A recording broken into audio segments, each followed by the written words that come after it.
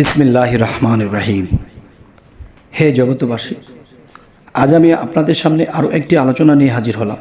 সেই আলোচনাটি হলো যে আমরা এই পৃথিবীতে যেখানে যাব, যা কিছু করব, আমাদের মনের মধ্যে একটা জিনিস কাজ করে, কি ভয় কাজ করে। আরে এই কাজটি করলে কি আমার হবে, ওই কাজটি করলে কি আমার সঠিক হবে, বা ওই কাজগুলো করলে কি আমার জীবন সাফল্য হবে, এরকম কোনো কিছু আমরা ভাবতে থাকি এবং মনের মধ্যে একটা ভয় কাজ করে। তো আল্লাহ বলেছে, হে বান্দাগণ, তোমরা আমার নাম নিয়ে আমার উপর ভরসা করে তোমরা সাহস রেখে কাজ করো। তো এখন দেখা যায় আমরা যে সাহস রেখে কাজ করব এবং বিশ্বাস রেখে যে আমরা কাজ করব, কিন্তু দেখা যায় যে আমরা একটা বুঝি তো আরেকটা বুঝি না, একটা বুঝি তো আরেকটা বুঝি না। তখন কি হয়?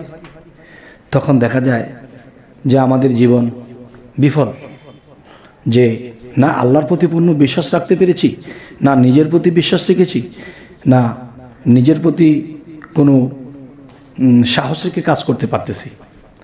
তখন আল্লাহর 99 নামের মধ্যে একটি নাম, সেই নামটি হলো ইয়া আহাদু।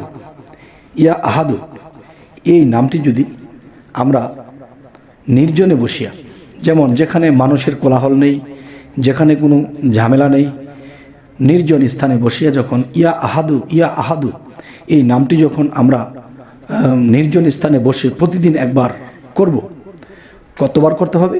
1000 বার। ইয়া আহাদু এরকম 1000 বার করতে সময় বেশি লাগবে না, যেহেতু নামটি একদম সহজ। ইয়া আহাদু এই নামটি যখন নির্জনে বসিয়া যখন আমরা জিকির করিতে থাকব বা মনে মনে করতে থাকব, তখন কি হবে? তখন দেখা যায় যে আমরা এই পৃথিবীতে জয়লাভ করব, আমাদের ভয় কমে যাবে। যে কোনো কাজে হাত দেব, ইনশাল্লাহ আমাদের মনে, আমাদের অন্তরে ভয় থাকবে না। তখন কি হবে? তখন দেখা যায় যে আল্লাহর নাম নিয়ে এবং বিসমিল্লাহির রহমানুর রাহিম এই নামটি নিয়ে যখন আমরা কাজটিতে হাত দেব, তখন কি হবে? তখনই দেখা যাবে আমাদের মধ্যে সে ভয় কাজ করছে না। যে কাজটিতে হাত দিছি বিসমিল্লাহির রহমানুর রাহিম বলে, তখন সেই কাজটি আমাদের সাফল্য হয়ে যাচ্ছে। আলহামদুলিল্লাহ, আলহামদুলিল্লাহ। হে আল্লাহ, তুমি এত সুযোগ সুবিধা রেখেছ, আমরা এই সুযোগ সুবিধাগুলো নেই না, এই সুযোগ সুবিধা রেখে আমরা কাজগুলো করি না, যার ফলে আল্লাহ থাকে বেজার, আর আমাদের মনের মধ্যে থেকে যায় সেই ভয়ের সঞ্চার। তখন আল্লাহ থাকে বেজার আর আমাদের কাজটি হয় না, তখন আমরা বিফল আমাদের এই জিন্দিগি। তবে হে জগতবাসী, অবশ্যই অবশ্যই, তবে আরেকটি কথা আমি আপনাদেরকে বলি। আপনারা মনে মনে বলতে পারেন, লোকটা হে জগৎবাসী বলে কেন? এই জগৎবাসী আমি কেন বলি, এই কথাটাও আমি ভেঙে দিই, যে অনেকের মনে একটা দ্বন্দ্ব থাকে যে হে মুসলিম জাতি, হে মুসলমান জাতি, এরকম বলতে পারি, কিন্তু আমি সমস্ত জগৎবাসী বলি কেন? দেখেন, হযরত ইউসুফ আলাইহিস সালামকে যখন রাজত্ব আল্লাহ দিয়েছিলেন, সে রাজত্ব করতে যাইয়া তিনি তার ধর্মের লোকদেরকে খাবার বেশি বেশি দিচ্ছে এবং অন্য অন্য ধর্মের লোকদেরকে খাবার কম কম দিচ্ছে।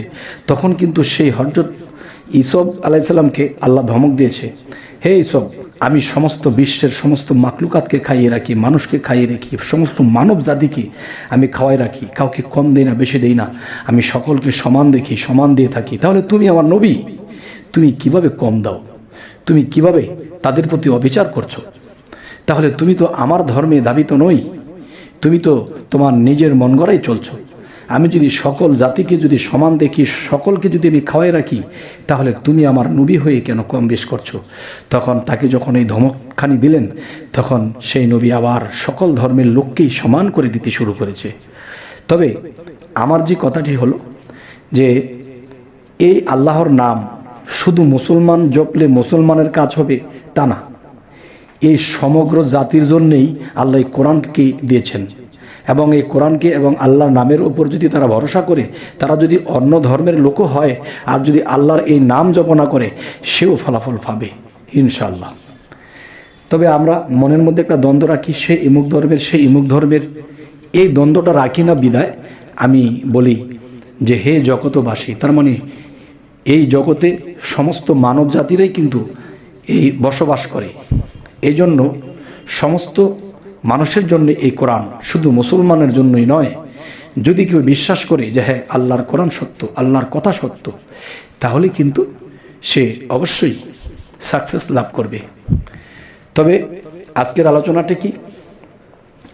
যদি কারো ভিতরে কোনো বিষয়ে ভয়ের সঞ্চার হয়, খুব ভয় পায়, সহজ একটা কাজ করতে পারে না, বা সাহস করে কারোর সাথে একটা কথা বলতে পারে না, তখনই সেই ব্যক্তিটি নীরব নির্জন স্থানে বসিয়া তিনি ইয়া আহাদু ইয়া আহাদু এই নামটি জপনা করবে।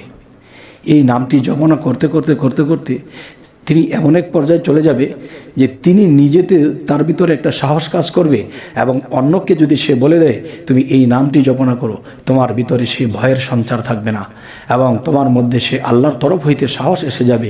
তুমি কি করবে? দুনিয়াবি কোনো কাজ, আল্লাহত্ব কোনো কাজ, আল্লাহকে পাইতে গিয়ে কোনো কাজ, যে কোনো কাজ, সর্বপ্রথম সেই কাজটি করার আগে বা বলার আগে বা ধরার আগে বিসমিল্লাহির রহমানুর রহিম বলতে হবে। আর এই বিসমিল্লাহ আল্লাহর বরকতের ভাণ্ডার। এই বরকতের ভাণ্ডারটাকে যখন আমরা সাথে রাখবো, ইনশাল্লাহ সমস্ত কাজ তো সহজ হবেই, তার পাশাপাশি আমাদের ভিতরে আল্লাহ সাহসের সঞ্চার করে দেবে। সুবহান আল্লাহ, সুবহান আল্লাহ। তবে হে জগতবাসী, আজকের এই আলোচনা ওইসব ধরনের লোকেদের জন্যই যারা ঘর বৈঠক হয়ে থাকে, তারা ঘর থেকে বাইর হইতে ভালো লাগে না, সাহস পায় না, এবং কোথাও যে একটা কথা বলবে এটাও তার দ্বারা সম্ভব হয় না। তখন তার সংসারের মানুষগুলো কষ্টে থাকে, সে নিজে কষ্টে থাকে। তবে এই হইতে রেহাই পেতে হলে আমাদের এই নামটি অবশ্যই জপিত হবে। আমি বারবার আপনাদেরকে এই নামটি পরে পরে বলছি, ইয়া আহাদু ইয়া আহাদু ইয়া আহাদু। দেখবেন এই নামটি যখন অন্তরের অন্তঃস্থল থেকে ডাকবেন তখন চোখে পানি আসবে। চোখে যখন পানি আসবে তখন আপনার হৃদয় নরম হবে, আর সেই হৃদয়ের মধ্যে সেই সাহসের সঞ্চার যখন আল্লাহর এই নামের গুণে হয়ে যাবে, তখন কি হবে? সুখ স্বাচ্ছন্দ্য এসে যাবে, আর সেই সুখ পেয়ে কিন্তু আল্লাহকে ভুলে যাওয়া যাবে না। তখন আল্লাহর অন্য অন্য জিকির আছে, আল্লাহ নামের জিকির আছে, অন্য অন্য ইবাদতের পাশাপাশি আমরা করব। তখনই আমাদের জীবন সাফল্য লাভ হবে। এখানে যদি আমরা দুঃখ দুর্দশা কাটিয়ে আল্লাহকে লাভ করে যেতে পারি, হাসরে আমাদের আর কোনো ভয় থাকবে না, আর আল্লাহ নিজেই আমাদেরকে হেফাজত করবে। তবে সকলেই ভালো থাকবেন। তবে একটি কথা, যে আমাদের এই চ্যানেলটি যদি আপনাদের ভালো লাগে, অবশ্যই যারা সাবস্ক্রাইব না করেছেন তারা করে নেবেন, যাতে পরবর্তী ভিডিওগুলো আপনাদের কাছে পৌঁছে দিতে পারি। সকলেই ভালো থাকবেন। আল্লাহ হাফিজ।